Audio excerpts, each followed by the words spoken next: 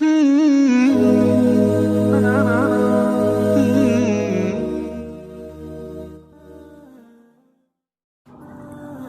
اللہ صلی اللہ علیہ وسلم کے زمانے میں سورج گرہن اس دن لگا جس دن آپ صلی اللہ علیہ وسلم کے صاحبزادے ابراہیم رضی اللہ عنہ کا انتقال ہوا۔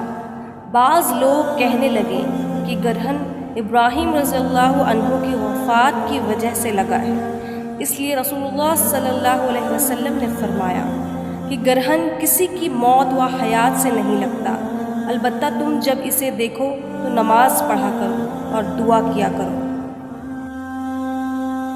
آپ صلی اللہ علیہ وسلم نے فرمایا،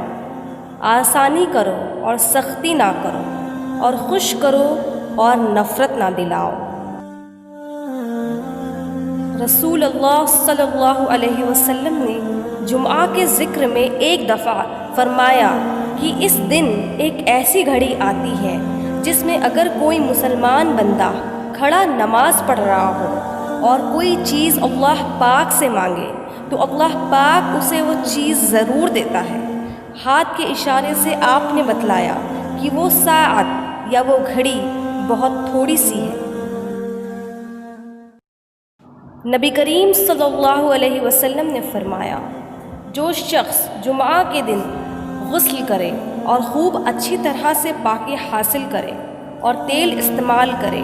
یا گھر میں جو خوشبو میسر ہو استعمال کرے، پھر نماز جمعہ کے لیے نکلے اور مسجد میں پہنچ کر دو آدمیوں کے درمیان نہ گھسے،